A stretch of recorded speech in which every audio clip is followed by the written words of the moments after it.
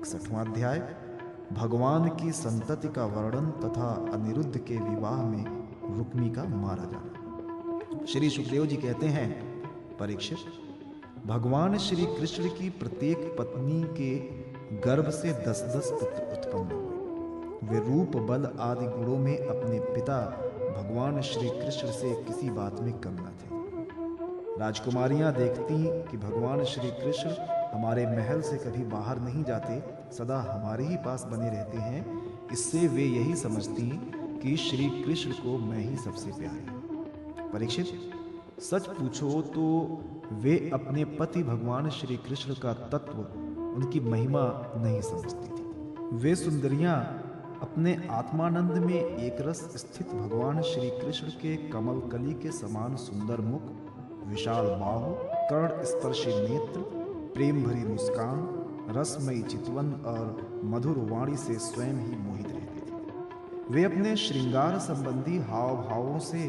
उनके मन को अपनी ओर खींचने में समर्थ न हो सकी। वे 16,000 से अधिक थीं। अपनी मंद मंद मुस्कान और तिरछी चितवन से युक्त मनोहर भावों के इशारे से ऐसे प्रेम के बाण चलाती जो काम कला के भावों से परिपूर्ण होते थे। परंतु किसी भी प्रकार से किन्हीं साधनों के द्वारा वे भगवान के मन एवं इंद्रियों में चंचलता नहीं उत्पन्न कर सके। परीक्षित, ब्रह्मा आदि बड़े बड़े देवता भी भगवान के वास्तविक स्वरूप को या उनकी प्राप्ति के मार्ग को नहीं जानते। उन्हीं रमा रमण भगवान श्री कृष्ण को उनके स्त्रियों ने पति के रूप में प्राप्त किया था।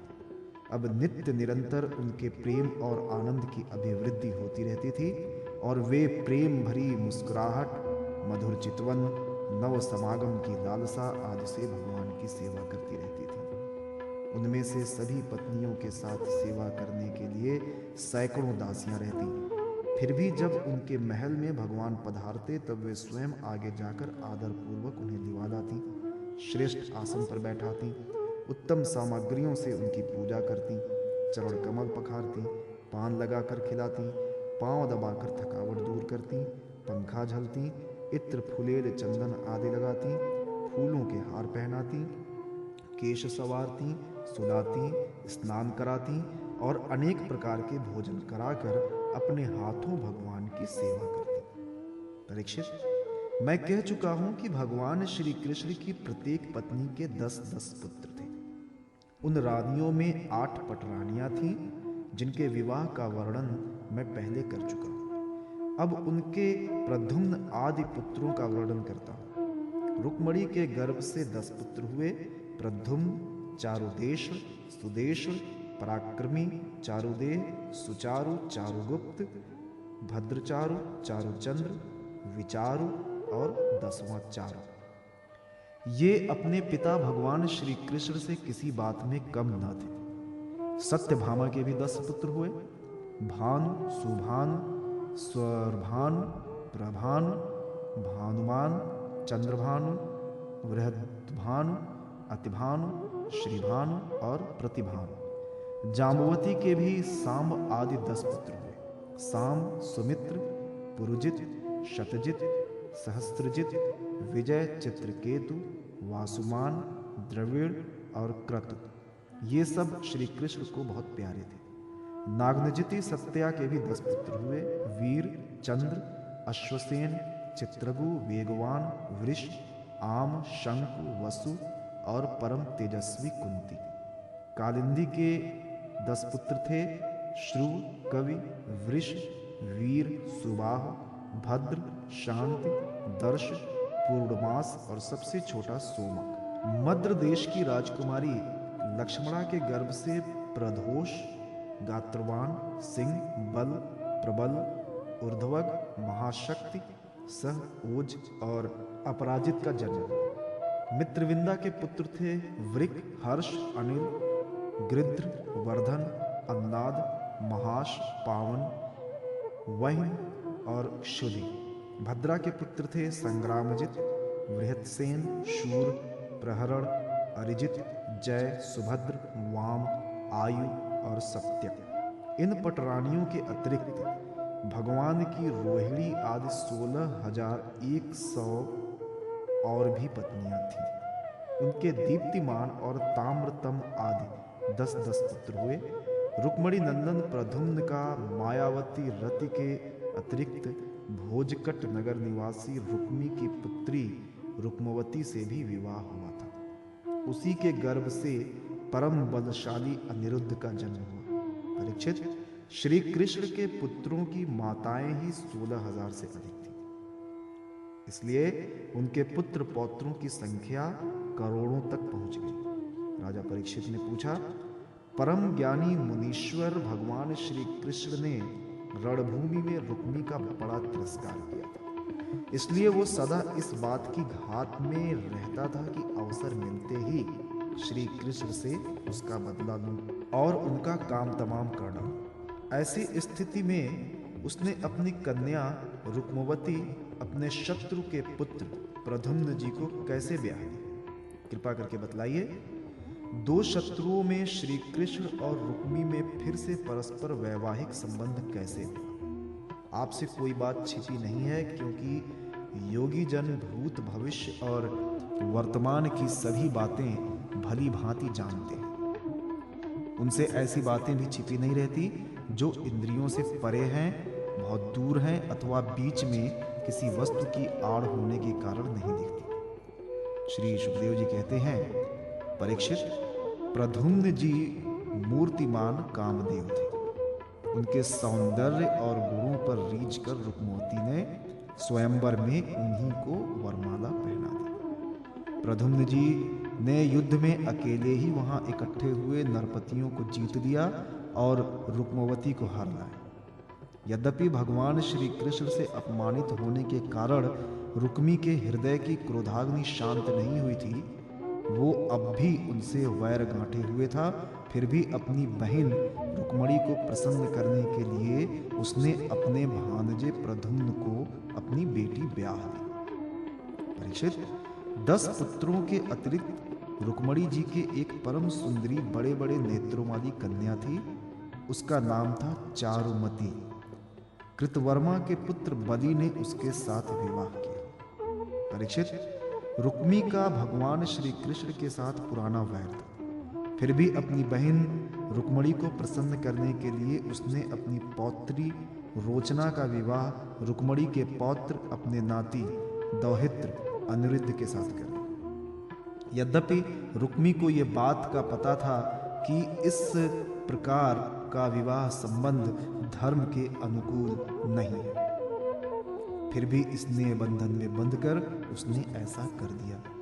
परीक्षित, अनिरुद्ध के विवाहोत्सव में सम्मिलित होने के लिए भगवान श्री कृष्ण, बलराम जी, रुक्मणी जी, प्रद्युम्न, सांब आदि द्वारकावासी भोजकट नगर में पधारे। जब विवाहोत्सव निर्विघ्न समाप्त हो गया, तब कलिंग नरेश आदि घमंडी नरपतियों ने रुक्मी से कहा कि तुम बलराम जी को पासों के खेल में जीत लो।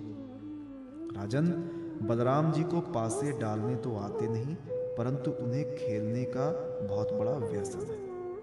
उन लोगों के बहकाने से रुक्मी ने बलराम जी को बुलवाया और वो उनके साथ चौसर खेलने लगा। बलराम जी ने पहले 100 फिर 1000 और इसके बाद 10,000 मुहरों का दांव लगाया। उसे रुक्मी ने जीत लिया। रुक्मी की जीत होने पर कलिंग नरेश दांत दिखा दिखाकर ठहाका मारकर बलराम जी की हंसी उड़ाने लगा।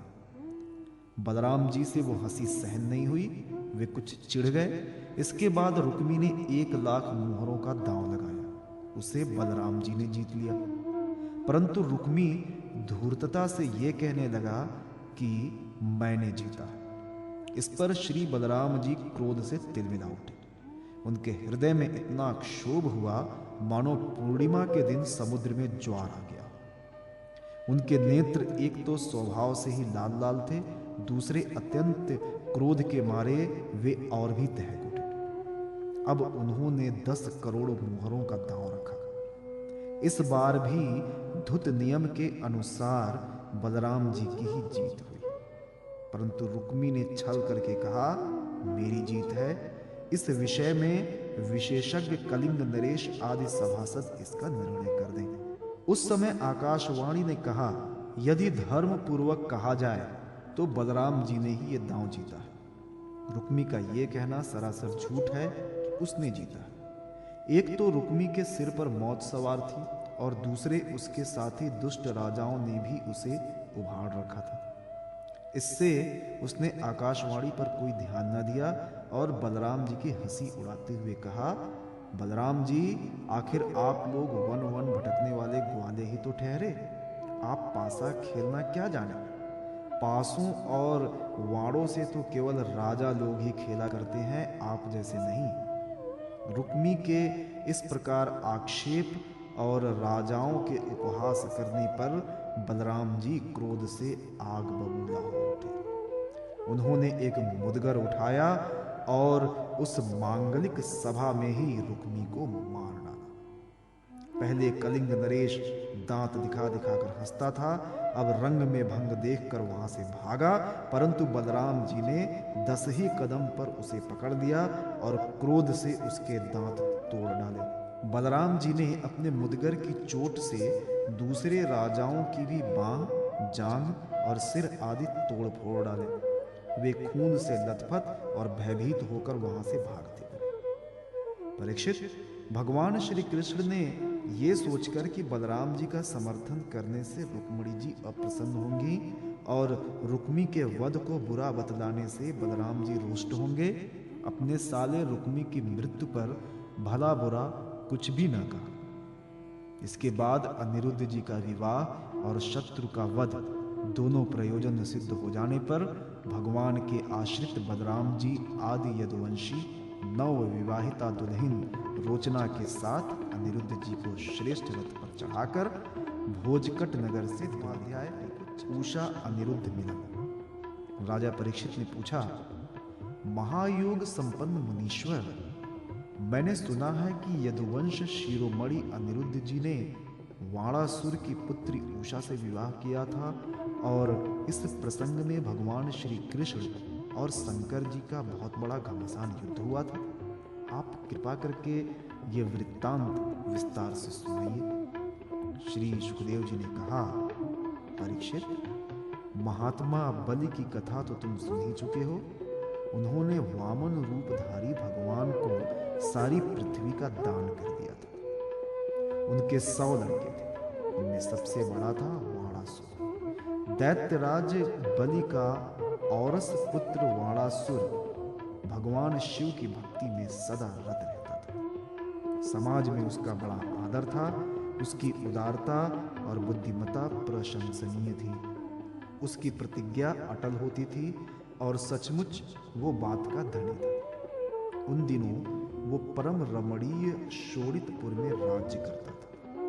भगवान शंकर की कृपा से इंद्रादि देवता नौकर चाकर की तरह उसकी सेवा करते थे। उसके 1000 भुजाएं थी। एक दिन जब भगवान शंकर तांडव नृत्य कर रहे थे, तब उसने अपने 1000 हाथों से अनेकों प्रकार के बाजे बजाकर उन्हें प्रसन्न कर दिया। सचमुच भगवान शंकर बड़े ही भक्त वत्सल और शरणागत रक्षक हैं। समस्त भूतों के एकमात्र स्वामी प्रभु ने वाणासुर से कहा, तुम्हारी जो इच्छा हो मुझसे मांग लो। वाणासुर ने कहा, भगवान, आप मेरे नगर की रक्षा करते हुए यहीं रहा करें। एक दिन बल पौरुष के घमंड में चूर वाणासुर ने अपने समीप ही स्थित भगवान शंकर के चरण कमलों को सूर्य के समान चमकीले मुकुट से छूकर प्रणाम किया और कहा, देवाधिदेव, आप समस्त चराचर जगत के गुरु और ईश्वर हैं। मैं आपको नमस्कार करता हूं। जिन लोगों के मनोरथ अब तक पूरे नहीं हुए हैं, उनको पूर्ण करने के लिए आप कल्प वृक्ष हैं। भगवान, आपने मुझे 1000 भुजाएं दी, परंतु वे मेरे लिए केवल भार रूप हो रही हैं, क्योंकि त्रिलोकी में आपको छोड़कर मुझे अपनी बराबरी का कोई वीर योद्धा ही नहीं मिलता जो मुझसे लड़ सके। आदिदेव, एक बार मेरी बाहों में लड़ने के लिए इतनी खुजलाहट हुई कि मैं दिग्गजों की ओर चला, परंतु वे भी डर के मारे भाग खड़े हुए। उस समय मार्ग में अपनी बाहों की चोट से मैंने बहुत से पहाड़ों को तोड़ फोड़ डाला था। वाणासुर की ये प्रार्थना सुनकर भगवान शंकर ने तनिक क्रोध से कहा, रे मूढ़, जिस समय तेरी ध्वजा टूटकर गिर जाएगी उस समय मेरे ही समान योद्धा से तेरा युद्ध होगा और वो युद्ध तेरा घमंड चूर चूर कर देगा। परीक्षित, वाणासुर की बुद्धि इतनी बिगड़ गई थी कि भगवान शंकर की बात सुनकर उसे बड़ा हर्ष हुआ और वो अपने घर लौट आए। अब वो मूर्ख भगवान शंकर के आदेशानुसार उस युद्ध की प्रतीक्षा करने लगा जिसमें उसके बल वीर्य का नाश होने वाला था। परीक्षित, वाणासुर की एक कन्या थी, उसका नाम था उषा। अभी वो कुमारी ही थी कि एक दिन स्वप्न में उसने देखा कि परम सुंदर अनिरुद्ध जी के साथ मेरा समागम हो रहा है। आश्चर्य की बात तो ये थी कि उसने अनिरुद्ध जी को न तो कभी देखा था और न सुना ही था। स्वप्न में ही उन्हें न देखकर वो बोल उठी, प्राण प्यारे तुम कहाँ हो? और उसकी नींद टूट गई।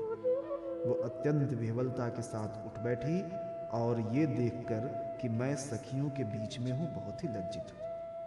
परीक्षित, वाणासुर के मंत्री का नाम था कुंभांड।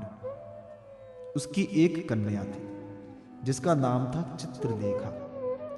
उषा और चित्रलेखा एक दूसरे की सहेलियां थीं। चित्रलेखा ने उषा से कौतूहलवश पूछा, सुंदरी राजकुमारी, मैं देखती हूं कि अभी तक किसी ने तुम्हारा पाणिग्रहण भी नहीं किया है, फिर तुम किसे ढूंढ रही हो और तुम्हारे मनोरथ का क्या स्वरूप है? उषा ने कहा, सखी, मैंने स्वप्न में एक बहुत ही सुंदर नवयुवक को देखा है। उसके शरीर का रंग सांवला सांवला सा है, नेत्र कमल दल के समान है, शरीर पर पीला पीला पीतांबर फहरा रहा है, भुजाएं लंबी लंबी हैं और वो स्त्रियों का चित्त चुराने वाला है। उसने पहले तो अपने अधरों का मधुर मधु मुझे पिलाया, परंतु मैं उससे अघा कर पी ही नहीं पाई थी कि वो मुझे दुख के सागर में डालकर न जाने कहाँ चला गया। मैं तरसती ही रह गई। सखी, मैं अपने उसी प्राण वल्लभ को ढूंढ रही हूं। चित्रलेखा ने कहा, सखी, यदि तुम्हारा चितचोर त्रिलोकी में कहीं भी होगा और उसे तुम पहचान सकोगी तो मैं तुम्हारी विरह व्यथा अवश्य शांत कर दूंगी। मैं चित्र बनाती हूं, तुम अपने चितचोर प्राणवल्लभ को पहचान कर बतला दो, फिर वो चाहे कहीं भी होगा, मैं उसे तुम्हारे पास ले आऊंगी। यूं कहकर चित्रलेखा ने बात की बात में बहुत से देवता, गंधर्व, सिद्ध, चारण, पन्नग, दैत्य, विद्याधर, यक्ष और मनुष्यों के चित्र बना दिए। मनुष्यों में उसने वृषणिवंशी वसुदेव जी के पिता शूर, स्वयं वसुदेव जी, बलराम जी और भगवान श्री कृष्ण आदि के चित्र बनाए। प्रद्युम्न का चित्र देखते ही उषा लज्जित हो गई। परीक्षित, जब उसने अनिरुद्ध का चित्र देखा तब तो लज्जा के मारे उसका सिर नीचा हो गया। फिर मंद मंद मुस्कुराते हुए उसने कहा, मेरा वो प्राणवल्लभ यही है, यही है। परीक्षित, चित्रलेखा योगिनी थी। वो जान गई कि ये भगवान श्री कृष्ण के पौत्र हैं। अब वो आकाश मार्ग से रात्रि में ही भगवान श्री कृष्ण के द्वारा सुरक्षित द्वारिकापुरी में पहुंची। वहां अनिरुद्ध जी बहुत ही सुंदर पलंग पर सो रहे थे। चित्रलेखा योग सिद्धि के प्रभाव से उन्हें उठाकर शोणितपुर ले आई और अपनी सखी उषा को उसके प्रियतम का दर्शन करा दिया। अपने परम सुंदर प्राणवल्लभ को पाकर आनंद की अधिकता से उसका मुख कमल प्रफुल्लित हो उठा और वो अनिरुद्ध जी के साथ अपने महल में विहार करने लगी। परीक्षित, उसका अंतःपुर इतना सुरक्षित था कि उसकी ओर कोई पुरुष झांक तक नहीं सकता था। उषा का प्रेम दिन दूना रात चौगुना बढ़ता ही जा रहा था। वो बहुमूल्य वस्त्र, पुष्पों के हार, इत्र फुलेल, धूप दीप, आसन आदि सामग्रियों से सुमधुर पेय पीने योग्य पदार्थ, दूध, शरबत आदि, भोज्य, चबाकर खाने योग्य और भक्ष्य, निगल जाने योग्य पदार्थों से तथा मनोहर वाणी एवं सेवा शुश्रूषा से अनिरुद्ध जी का बड़ा सत्कार करती। उषा ने अपने प्रेम से उनके मन को अपने वश में कर लिया। अनिरुद्ध जी उस कन्या के अंतःपुर में छिपे रहकर अपने आप को भूल गए। उन्हें इस बात का भी पता न चला कि मुझे यहाँ आए कितने दिन बीत गए। परीक्षित, यदुकुमार अनिरुद्ध जी के सहवास से उषा का कुंवारापन नष्ट हो चुका था। उसके शरीर पर ऐसे चिन्ह प्रकट हो गए जो स्पष्ट इस बात की सूचना दे रहे थे और जिन्हें किसी प्रकार छिपाया नहीं जा सकता था। उषा बहुत प्रसन्न रहने लगी। पहरेदारों ने समझ लिया कि इसका किसी न किसी पुरुष से अवश्य संबंध हो गया है। उन्होंने जाकर वाणासुर से निवेदन किया, राजन, हम लोग आपकी अविवाहिता राजकुमारी का जैसा रंग ढंग देख रहे हैं वो आपके कुल पर बट्टा लगाने वाला है। प्रभो, इसमें संदेह नहीं कि हम लोग बिना क्रम टूटे रात दिन महल का पहरा देते रहते हैं। आपकी कन्या को बाहर के मनुष्य देख भी नहीं सकते, फिर भी वो कलंकित कैसे हो गई? इसका कारण हमारी समझ में नहीं आ रहा। परीक्षित, पहरेदारों से ये समाचार जानकर कि कन्या का चरित्र दूषित हो गया है, वाणासुर के हृदय में बड़ी पीड़ा हुई। वो झटपट उषा के महल में जा धमका और देखा कि अनिरुद्ध जी वहां बैठे हुए हैं। प्रिय परीक्षित, अनिरुद्ध जी स्वयं कामावतार प्रद्युम्न के पुत्र थे। त्रिभुवन में उनके जैसा सुंदर और कोई न था। सांवला सलोना शरीर और उस पर पीतांबर फहराता हुआ, कमल दल के समान बड़ी बड़ी कोमल आंखें, लंबी लंबी भुजाएं, कपोलों पर घुंघराली हलकें और कुंडलों की झिलमिलाती हुई ज्योति, होठों पर मंद मंद मुस्कान और प्रेम भरी चितवन से मुख की शोभा अनूठी हो रही थी। अनिरुद्ध जी उस समय अपनी सब ओर से सज धज कर बैठी हुई प्रियतमा उषा के साथ पासे खेल रहे थे। उनके गले में बसंती बेला के बहुत सुंदर पुष्पों का हार सुशोभित हो रहा था और उस हार में उषा के अंग का संपर्क होने से उसके वक्ष स्थल की केशर लगी हुई थी। उन्हें उषा के सामने ही बैठा देखकर वाणासुर विस्मित चकित हो गया। जब अनिरुद्ध जी ने देखा कि वाणासुर बहुत से आक्रमणकारी शस्त्रास्त्र से सुसज्जित वीर सैनिकों के साथ महलों में घुस आया है, तब वे उन्हें धराशायी कर देने के लिए लोहे का एक भयंकर परिध लेकर डट गए। मानो स्वयं कालदंड लेकर मृत्यु यम खड़ा।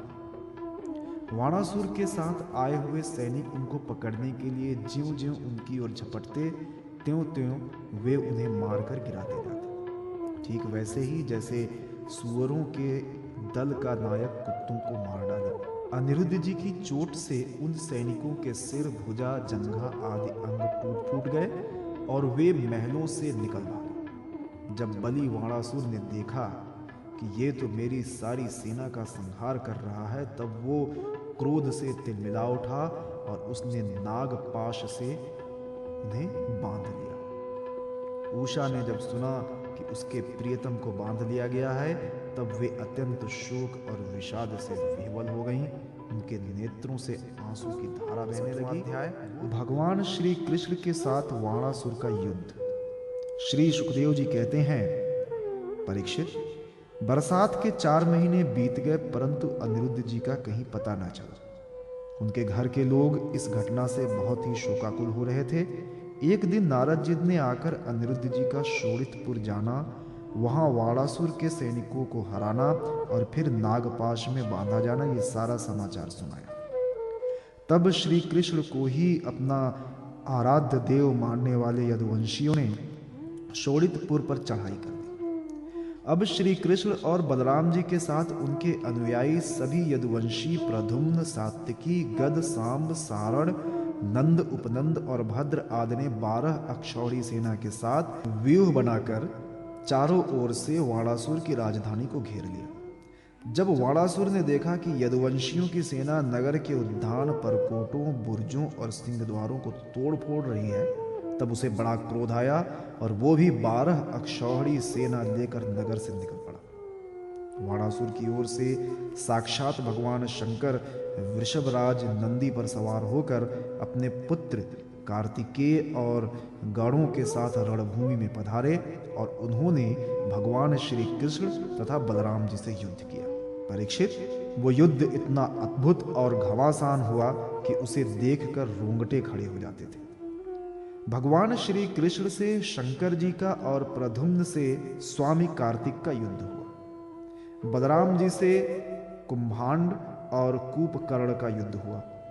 वाणासुर के पुत्र के साथ सांब और स्वयं वाणासुर के साथ सात्यकी भिड़ गए।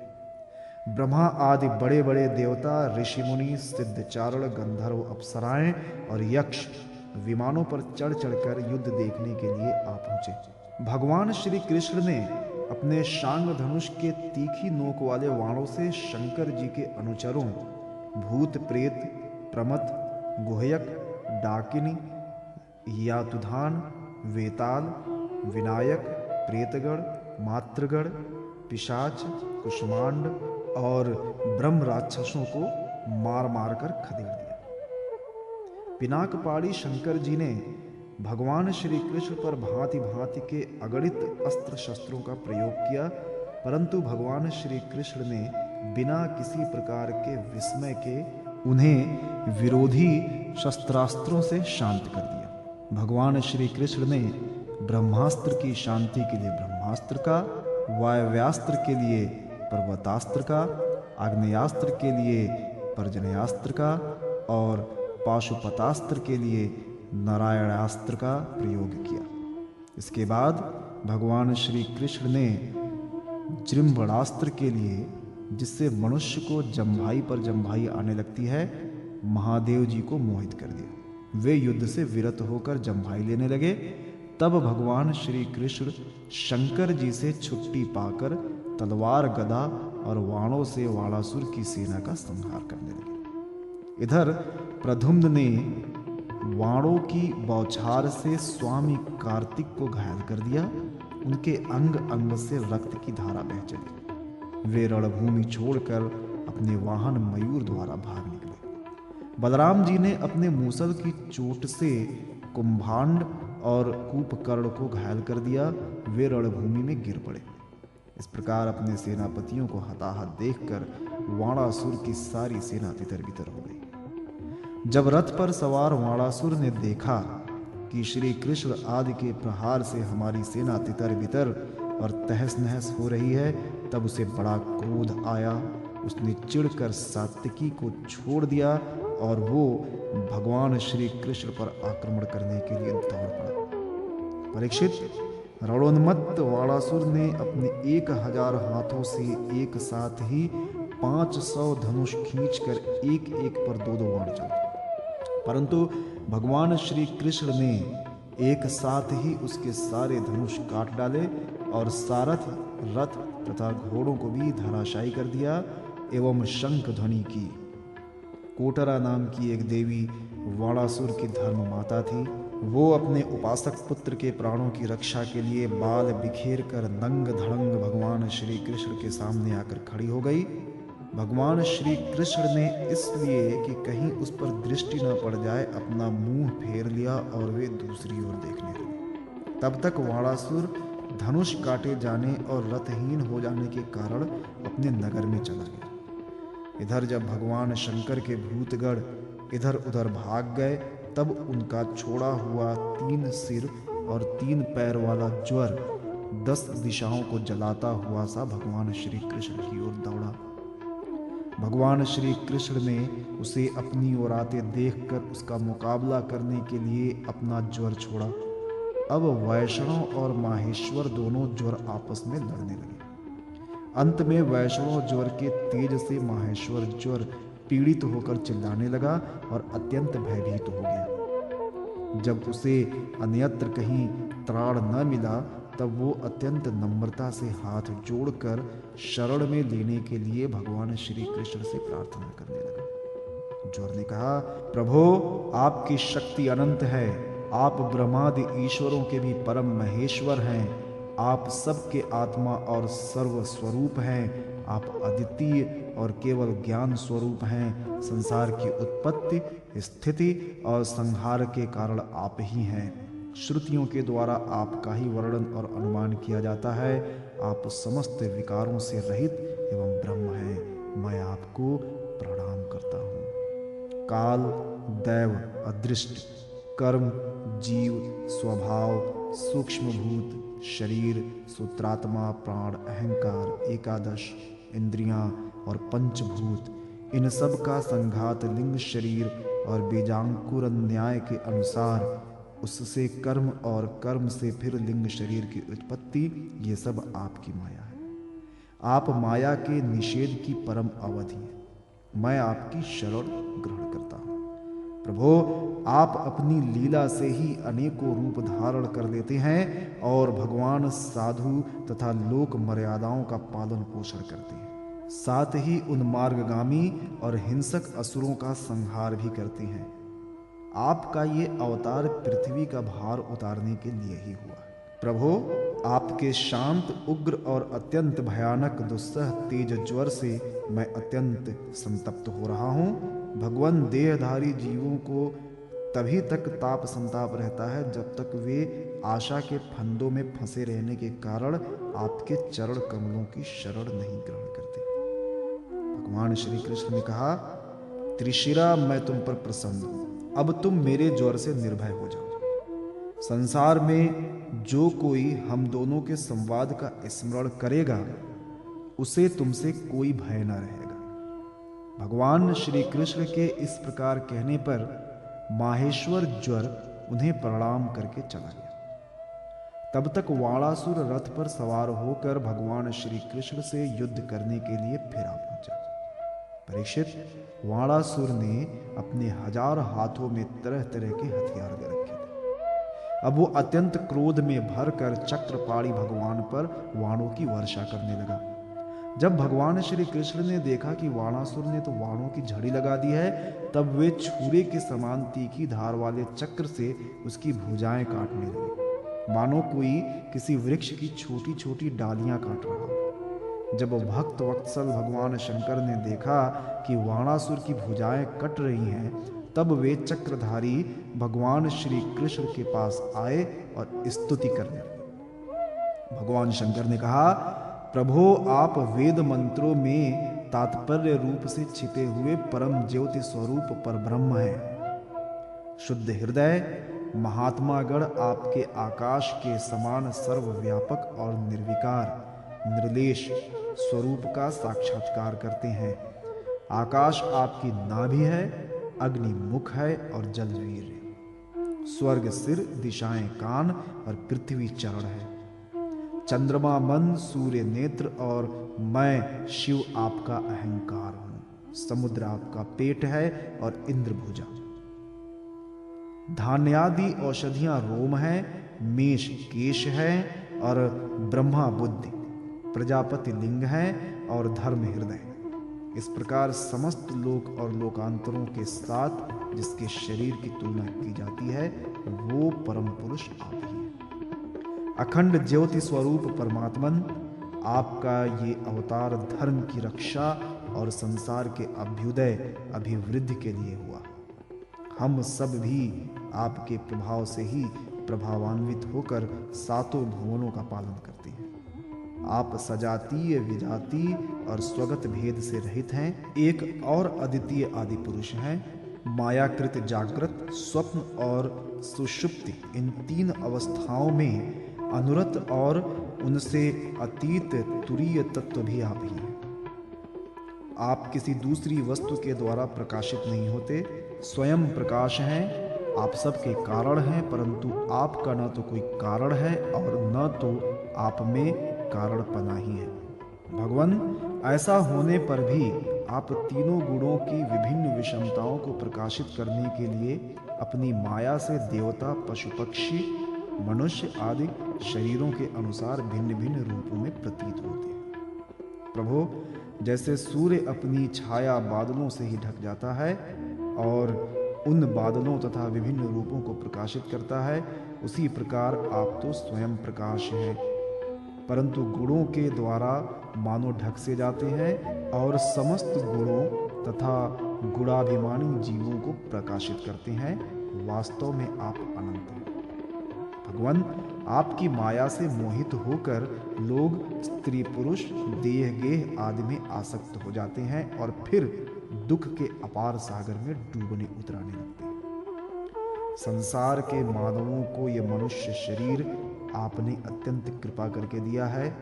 जो पुरुष इसे पाकर भी अपनी इंद्रियों को वश में नहीं करता और आपके चरण कमलों का आश्रय नहीं लेता, उनका सेवन नहीं करता, उसका जीवन अत्यंत शोचनीय है और वो स्वयं अपने आप को धोखा दे रहा है। प्रभु, आप समस्त प्राणियों के आत्मा, प्रियतम और ईश्वर हैं। जो मृत्यु का ग्रास मनुष्य आपको छोड़ देता है और अनात्म दुख स्वरूप और तुच्छ विषयों में सुख बुद्धि करके उनके पीछे भटकता है, वो इतना मूर्ख है कि अमृत को छोड़कर विष पी रहा है। मैं ब्रह्मा, सारे देवता और विशुद्ध हृदय वाले ऋषिमुनि सब प्रकार से और सर्वात्म भाव से आपके शरणागत हैं, क्योंकि आप ही हम लोगों के आत्मा, प्रियतम और ईश्वर हैं। आप जगत की उत्पत्ति, स्थिति और प्रलय के कारण हैं। आप सब में सम, परम शांत, सबके सुहृदय, आत्मा और इष्ट देव हैं। आप एक अद्वितीय और जगत के आधार तथा अधिष्ठान हैं। हे प्रभु, हम सब संसार से मुक्त होने के लिए आपका भजन करते हैं। देव, ये वाणासुर मेरा परम प्रिय कृपा पात्र और सेवक है। मैंने इसे अभय दान दिया है। प्रभु, जिस प्रकार इसके परदादा दैत्यराज प्रहलाद पर आपका कृपा प्रसाद है, वैसा ही कृपा प्रसाद आप इस पर भी करें। भगवान श्री कृष्ण ने कहा, भगवान, आपकी बात मानकर जैसा आप चाहते हैं मैं इसे निर्भय किए देता हूं। आपने पहले इसके संबंध में जैसा निश्चय किया था, मैंने इसकी भुजाएं काटकर उसी का अनुमोदन किया है। मैं जानता हूं कि वाणासुर दैत्यराज बलि का पुत्र है, इसलिए मैं भी इसका वध नहीं कर सकता, क्योंकि मैंने प्रहलाद को वर दे दिया है कि मैं तुम्हारे वंश में पैदा होने वाले किसी भी दैत्य का वध नहीं करूंगा। इसका घमंड चूर करने के लिए ही मैंने इसकी भुजाएं काट दी हैं। इसकी बहुत बड़ी सेना पृथ्वी के लिए भार हो रही थी, इसलिए मैंने उसका संहार कर दिया है। अब इसकी 4 भुजाएं बच रही हैं। ये अजर अमर बनी रहेंगी। ये वाणासुर आपके पार्षदों में मुख्य होगा। अब इसको किसी से किसी प्रकार का भय नहीं है। श्री कृष्ण से इस प्रकार अभयदान प्राप्त करके वाणासुर ने उनके पास आकर धरती में माथा टेका, प्रणाम किया और अनिरुद्ध जी को अपनी पुत्री उषा के साथ रथ पर बैठाकर भगवान के पास ले आया। इसके बाद भगवान श्री कृष्ण ने महादेव जी की सम्मति से वस्त्रालंकार विभूषित उषा और अनिरुद्ध जी को एक अक्षौहिणी सेना के साथ आगे करके द्वारका के लिए प्रस्थान किया। इधर द्वारका में भगवान श्री कृष्ण आदि के शुभागमन का समाचार सुनकर झंडियों और तोरणों से नगर का कोना कोना सजा दिया गया। बड़ी बड़ी सड़कों और चौराहों को चंदन मिश्रित जल से सींच दिया गया।